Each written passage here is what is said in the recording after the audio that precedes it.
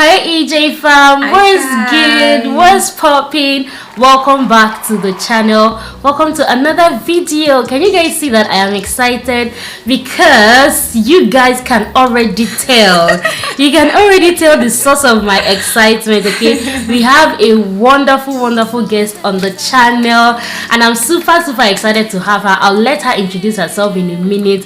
But before we do that, I'd like to invite you guys to subscribe to my channel if this is your first time here. My name is Gloria and I live here in China with my family. I'm also a PhD student at Hohai University. I make helpful videos about studying in China for free and how you can live and thrive while living in China as an expat. So if that's something you guys are interested in, then definitely subscribe to the channel and turn on your notification bells so that when I upload new videos, you'll be the first to get notified. Yep. Now that is out of the way, can we make some noise for the one, the only? Can we meet you, ma? I feel like you've met me a lot of times already on this channel. Have we? Okay, yeah. For the sake of people Okay. So my name is Uche. I'm from Nigeria and I live and work in China. Yay! So good to have you on the channel, yeah. Uche. Thank you so much for coming. You guys just... I'm honored. Thank you. Just say hi to Uche in the comments, okay? The content that we are bringing you today, the kind of information we are bringing you, is something you are going to really get value from. In today's video, we are going to be having the rare opportunity to get nuggets, tips, very important tips on transitioning from schooling in China to working. I know that is a big deal for a lot of us. Yeah. I mean, a lot of people want to, after studying, they get a job, and we have an example. So you're making so much of a big deal. Hey girl, do you know what it is? You guys know that last year now that I came crying to you people how I have been searching for job everywhere in China. Okay, maybe not everywhere in China, but it's like she's actually exaggerating right now, please. You guys, some of you that know. Just so glad that someone in my circle, like someone very dear to me that I can even have the opportunity of bringing to you guys, is able to have this type of experience. So today we're just going to be picking her brain, like picking her... Not picking my brain.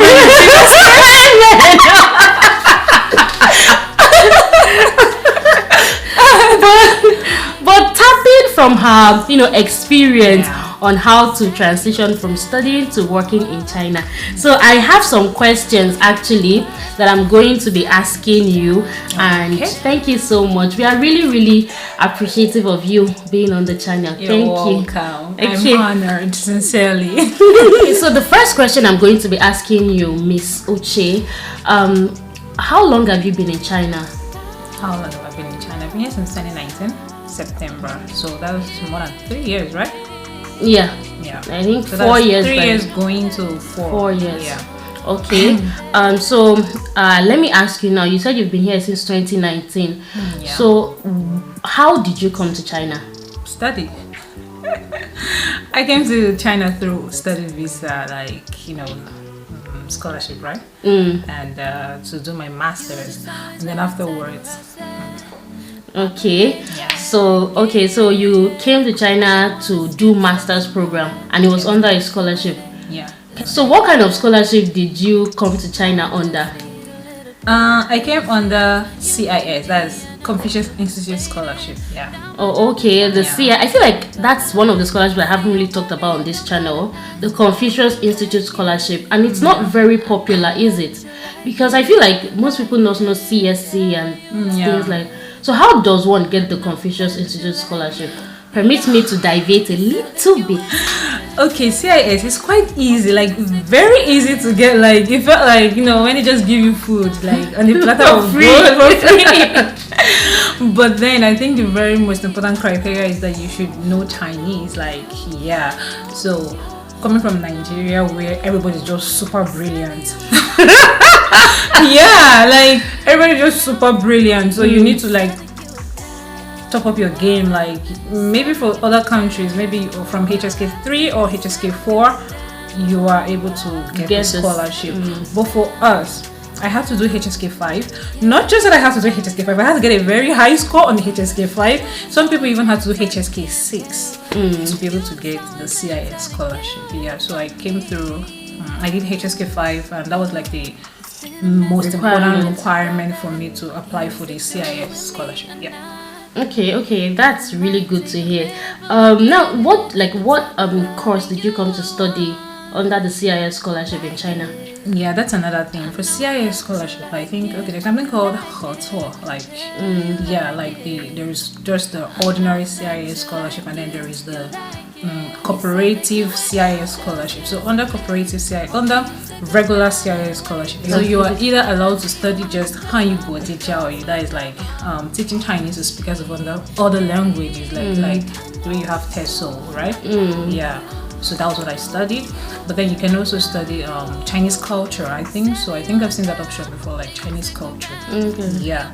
And then, but under HOT, so like the cooperative, right? You get to study what other course you want. Yeah, what other discipline you want. Yeah. But I think these disciplines are all in Chinese, right? Yeah, of course they're all in Chinese. Yeah. CIS scholarship is all Chinese taught. Okay, so that's something that people should have in mind. In case you're wondering and you want to, go for the CIS scholarship, it has to be in Chinese. Not like CSE where you can do majors in CSE, English. You can do majors in English or Chinese. Yeah.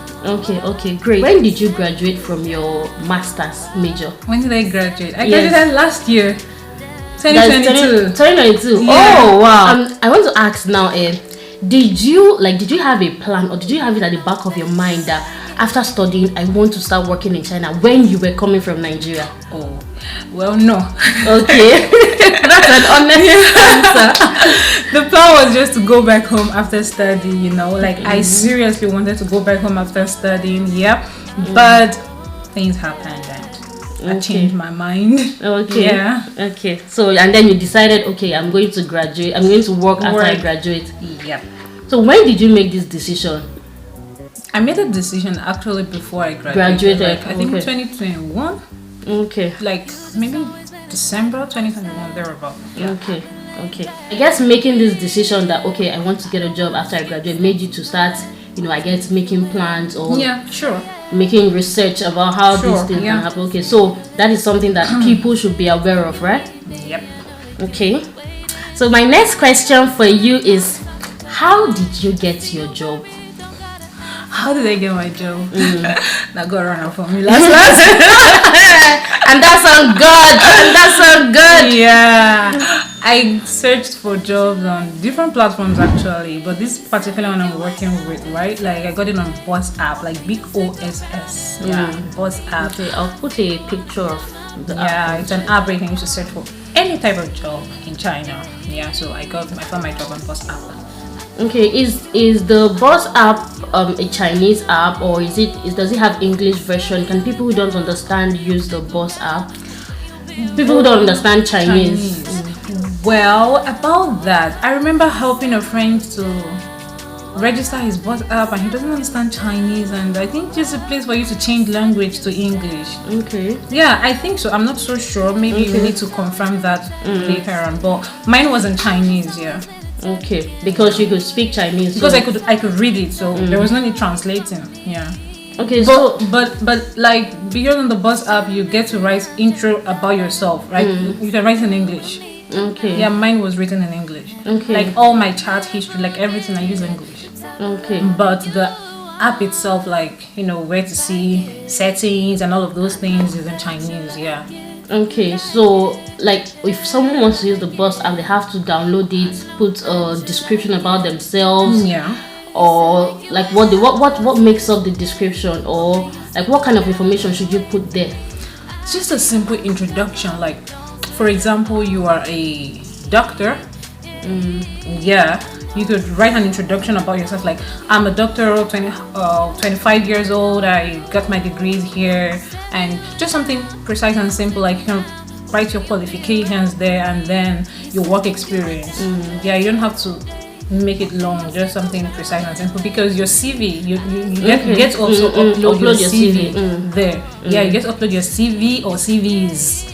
Okay. Yeah, or maybe there was also, yeah, you can also upload your certificates. Okay. Yeah, you can upload all those things there. So for the description, so it doesn't have to include everything about you.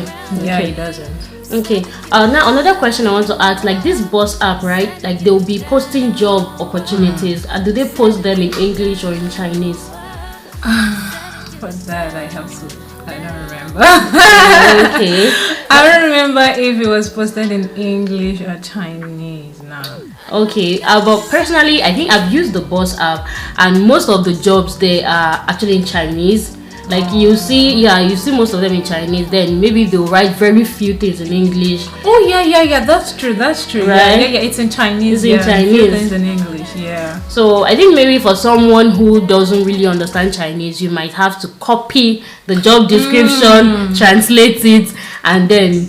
And also, I think it depends on what job you're applying for. For example, if you're applying for a job that it's a like African market or foreign market, right? They automatically advertise their jobs in English, right? Yeah, okay. Because that's their target market, right? So it's in English, and you don't have to translate those ones. Okay. So talking about what you just spoke about, like foreign markets, or if they are looking for foreign talent, what kind of jobs can someone find on the Zhaopin app? I feel like every kind of job is there. For both foreigners or Chinese or just... Okay. Every job is there. Yeah, whether you want to work like back in your country even. Yeah, I saw jobs like they needed me to go back to my country. Oh, okay. As a representative of the company or something. In my country, yeah. Oh, wow. Yeah. Okay. So and I think I've also seen like jobs of ESL teaching, social media manager, so many things. Like they're actually a whole lot. Management, like positions. everything. Yeah. Okay. So my next question for you now is, you said you got the job on the Boss app. Yep. So like, what was the process like? I just want you to give us a little bit of details, like how did you get talking with your the person? How did the interview go? And how did they finally tell you, okay, we'll take you for the job? Okay. I would have to go check my Boss app to confirm if it was my boss that messaged first or I was the one, because I don't really remember in details. Yeah. But the way Boss app works, you can be the one to message the recruiting company, or they can be the ones to message, to send you a message, right? Because your details are there.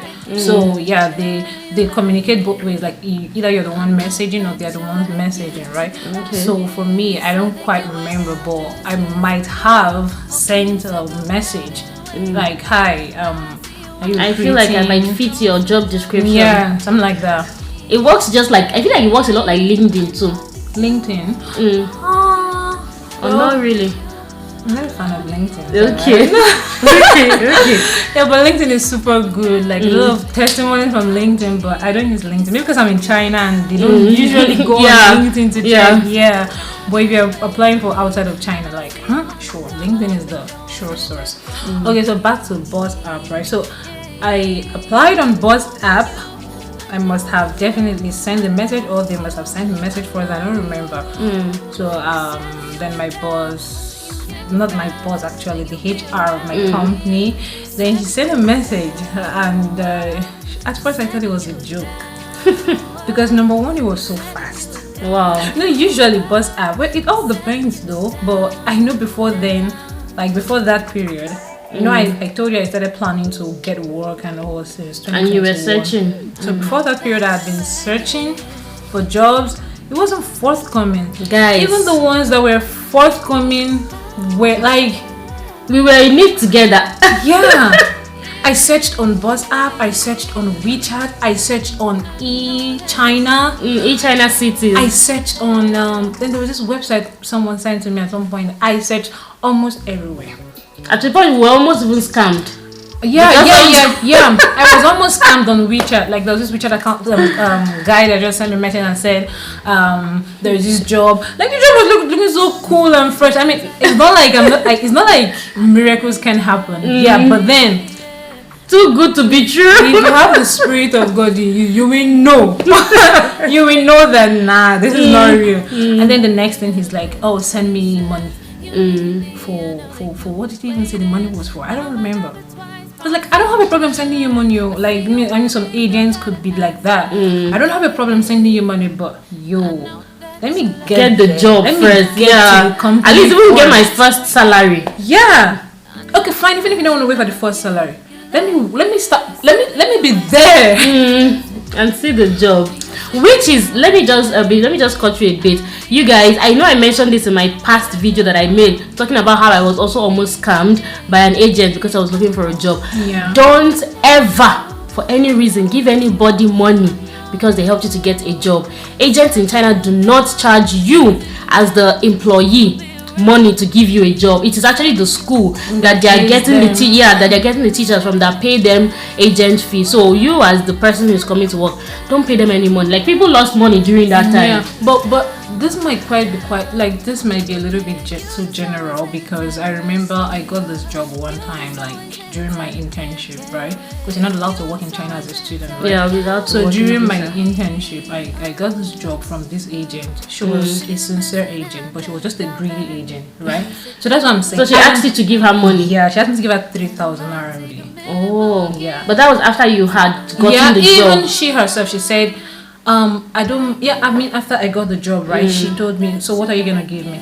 I'm like, what? Because I know you're not supposed to give agents money. I'm like, what? Like I'm supposed to pay you? And then I said, okay, I don't want the job anymore. I was joking though. Yeah. And then she was like, oh, sorry.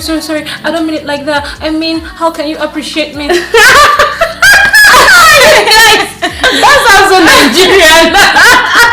Sorry, no shade, but I was like, oh, okay, I think I get where you're coming from now. So she herself said, you can pay me after your first salary.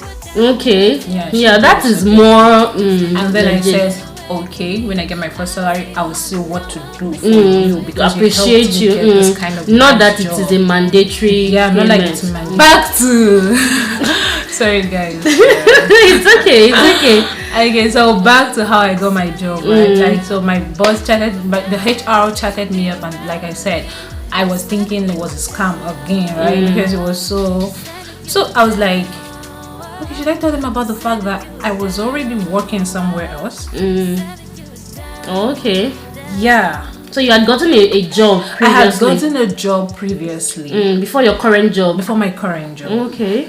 Yeah. But I hadn't started working yet. It was like a training first. Okay.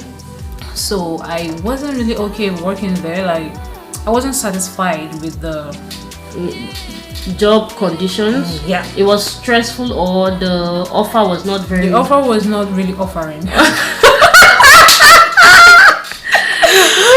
Yeah, it wasn't really offering, and the city was quite expensive. Yeah. So it wasn't something I could. It wasn't okay. So you started looking for another job. Yeah, I started looking for another job. Smart. But the thing is, that my job, right? I started looking for it as a part-time job. Okay. I could be doing, like combining with like, you know, which is also not allowed in China as a matter of fact. But I was hoping that maybe I could do it for a while to, you know, stabilize and sustain yourself. Yeah, because, you know, transitioning from study to work, like, yeah, it's very difficult. that period. Yeah, you need a lot of money and all, and plus the fact that you're not even sure if you're gonna get your visa, so you need to make money for flight ticket, and you know how expensive flight tickets are. So no excuse. It's a bad thing to do. You're not supposed to work now, right? So I was looking for it, like it was supposed to be like a substitute job, but eventually it was real. She told me it was a full-time job. I was like, okay, no problem, because like I said, I hadn't started working fully in my place of work, right? They hadn't even processed my visa. Your visa. Yeah, because it's the employing company that processes your visa for you, right? So they hadn't processed my visa. So, and yes, I'm not supposed to start working there until my visa is processed fully. So I had a space of like 1 month before I could start working there properly after the training. Yeah, I'm something like that. So I was like, okay, fine, I'm going to work for them for 1 month, like the part-time job for 1 month, and while waiting for your visa to get ready. Okay. So I got there, did interview. During the interview, I was just joking because I didn't think I was gonna get the job, right? So I was just joking and laughing and just, you know, doing the Nigerian thing of being like, you know, Nigerians are serious though.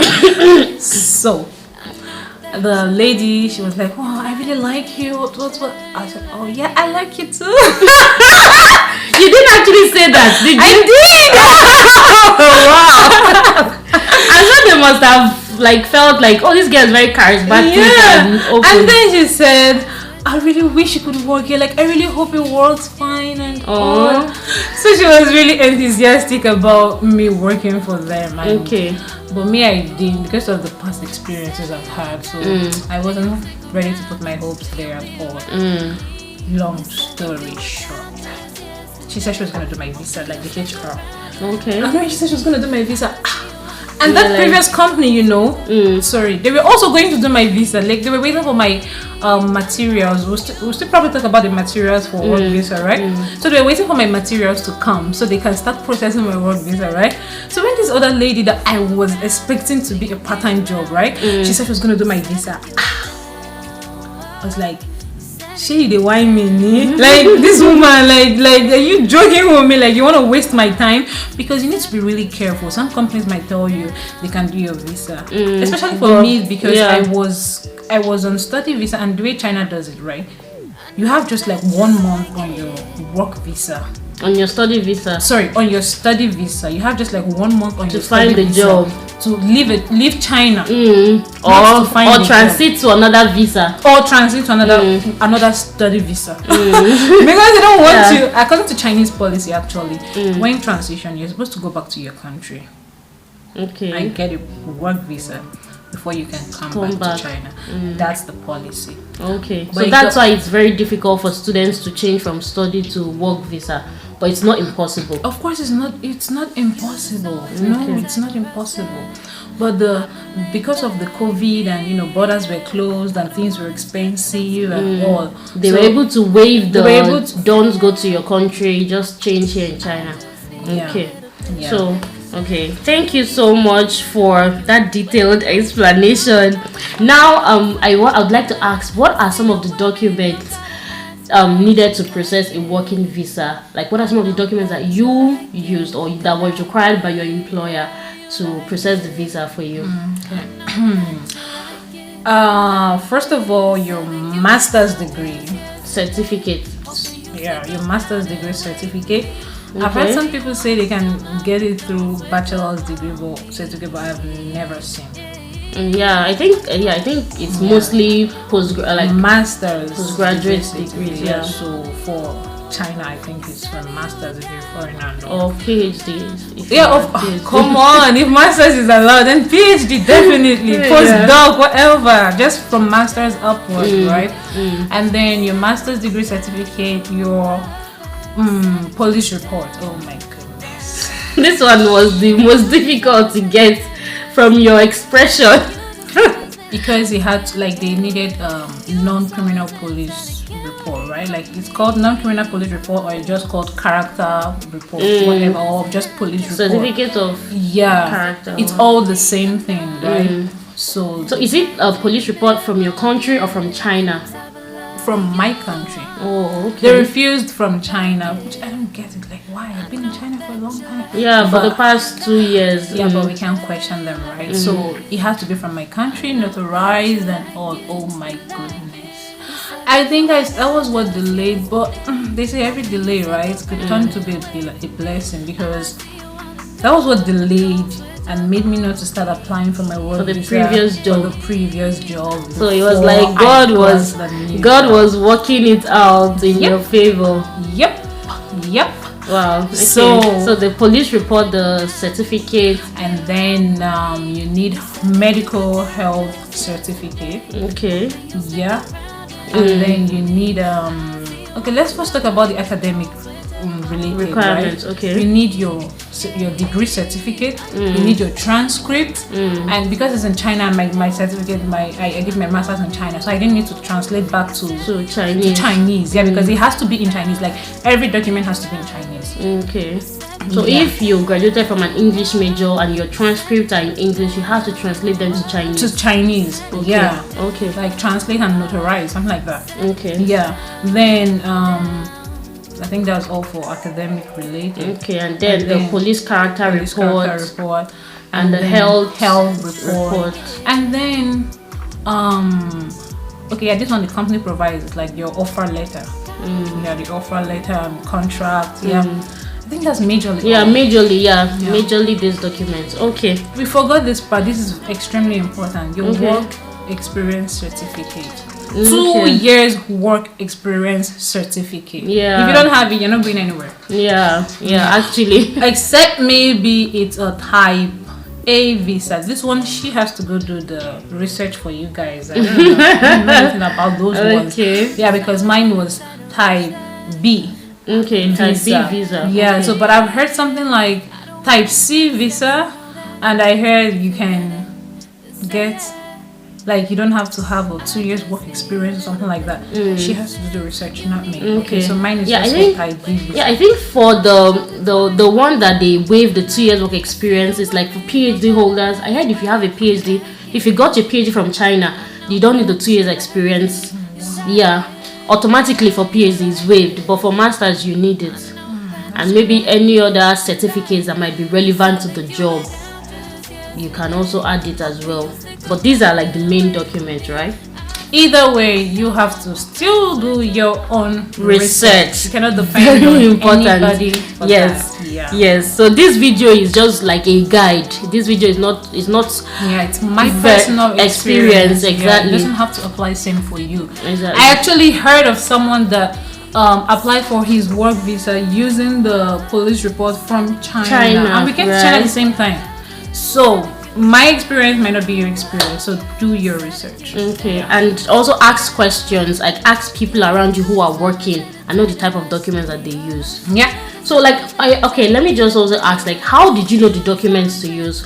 Like your HR. The HR tells you the documents required, because apparently she's the one to apply for you online. Okay. Like there is the website where, like the work permit website. So the requirements are all there. Okay. Yeah. So know this, that your Chinese employer will know the documents that you need and the requirements that you need. So they'll tell you, do you have this? Do you have that? Do you have all of that? So, but it's also very important that you have them before you start applying. Before you get a job. Okay, it's important you have them. Yeah. Okay, so that brings me to my final question. Actually, I just want to ask, like, what is your advice? What advice will you give to people who are maybe in this, or who used to be in your shoes, like just graduated? Like we're approaching the end of another year. Like a lot of people are graduating this year, and they probably want to transition to working and things like that. So, what advice would you give to this set of people? Okay, first of all, start early. Like start pretty early. If you're gonna graduate in July, for me I started the previous year. Yeah, but for some people they started January. But most important thing, start early, because number one, you have to first get a job, and then not just getting the job, you have to ensure that your company is has the right to employ foreigners, because there is something like that in China. Okay. Not every company has the right to employ foreigners. Okay. Based on their, I think it has something with their taxing system or but like if they haven't paid, I don't know, I can't say what I don't know, right? But not every company has the right to employ foreigners. Okay. So you have to confirm from that company also. And then thirdly, your police report, guys. Like police report can take you almost it took me 3 months. Wow. Like I got my police report 1 day before it was supposed to expire. Wow, are you serious? No joke. Also, the police report itself has an expiry date. Yeah, every police report has expiry date. 3 months or 6 months? 3 months. Wow. 3 months from the day it was signed or something like that. Oh wow. Yeah, so I got my police report like one day before it expired. Wow, that was close. Bruh. So yeah, but I believe the delay was for my good. Yeah, because if I had gotten it earlier, I'll probably be stuck in a company I didn't want to work for, right? So, and then what other advice? Yeah, why it's also important to start early is so you don't be left with an option you don't want to. Right? Something you don't want to be, but because of visa you're stranded and all. And then sometimes a company might even have the right to apply for you, but China just wants to make it difficult, right? So they may just keep sending you back, go bring this, go bring proof of like the company's license, or they tell you things like, oh, your work experience has no direct relationship with the job. Like, so you have to keep amending your document and all of this you need time. Yeah. So it's important you start early. Okay. Because I think the reason why they do all of those frustration is because they actually do not want you. They want you to go home. They want you to go home. So that's why they do all of those, like they try to frustrate you. So when you get tired, you just go home.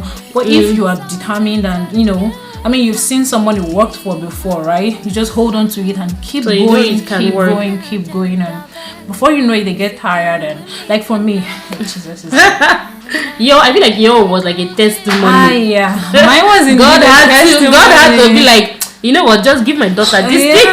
And because I got rejected, as a matter of fact. I got rejected twice. Twice. I got rejected twice. Oh, I missed another important document you need, but that is easy.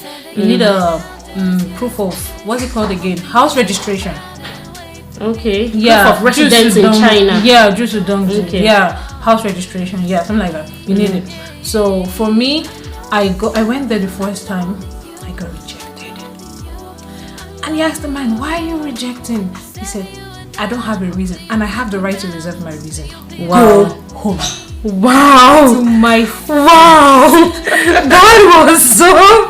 Okay, so you said you were rejected like twice.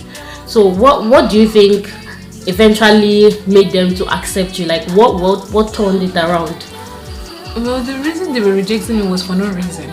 So it was just the persistence. Okay. The first rejection, right, was like he didn't give any reason. He just said I should go home. Right? Okay. But I came the next day again. That was the last day for my visa to expire, guys. Wow. I came the last day, the next day again, and actually I got a word. That was what kept me. It's not like I was just a risk taker. Like I got a word in my spirit from God. Like, nations are opened up to me, right? So I came the second day, happy and normal, and then told them, but we had to be smart not to go back to the stand of the person that rejected me yesterday. So we went to a different stand. Yeah, that's to show you there's another tip. If you go to the visa office and this person rejects you, the next time queue up in the next person's deck. Should I tell you? Like, it was so funny that day because the second day, right? Like we went there, we were targeting a woman. We don't want to go back to the man because he was so. I think he has a problem with Nigerians, but I don't know. So the lady, right? We were targeting to go to her table. So we picked a number. You pick a number, right? We picked a number. Our first number fell on the man. And then when they call it number, what? We pretended not to hear.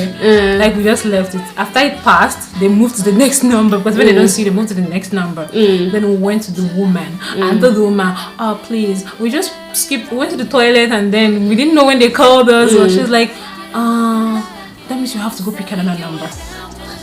So I went, I picked another number, and I picked two numbers this time around. Like I picked one because you can't pick two, of course. I picked one, and then I met an African guy. Then I told him, please help me pick another number. Just tell them there that your number passed and another number.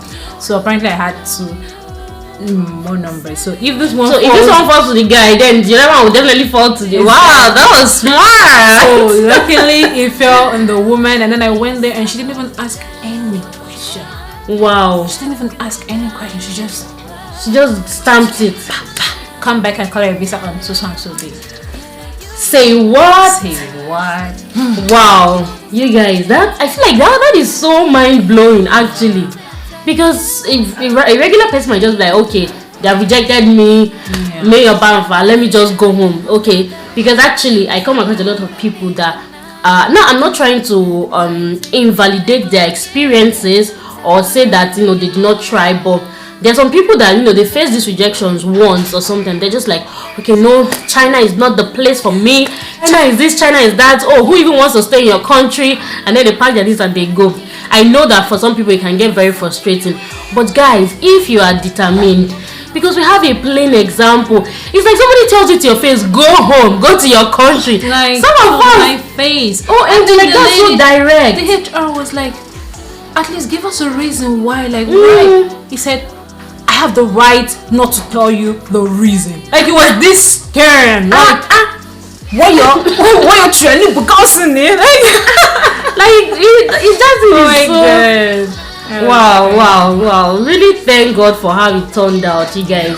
And now she actually got her visa and she's been working with that company since, I don't know, since last year, right? Yeah. And everything has been good. So definitely stick to your determination. I don't know if that's a word, but if you go and knock on that door and they don't open it, knock again and again. Knock again. Wow. And if you are a Christian, obviously pray, because you know the struggle. Pray, and then of course God will open ways for you once you get to that place. So, and then also it's important to note that some cities are more difficult than some cities when it comes to this transition thing.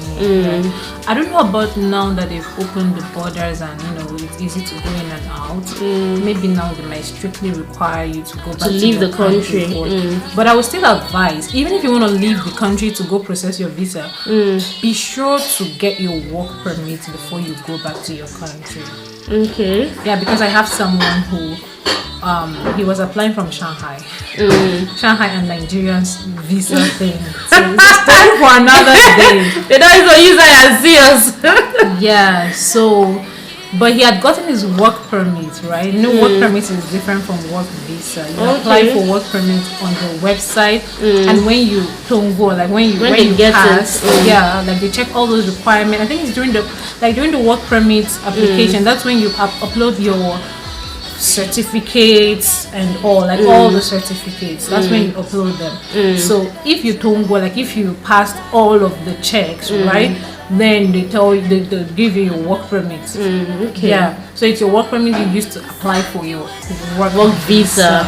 Okay. So where I encountered all these issues was in my work visa. Getting my work visa. After you had gotten your work permit. Yeah, my work permit was very, very smooth. That means it's possible for you to get a work permit but be denied a work visa. Yeah. And if you're denied, you can't work. You can't work.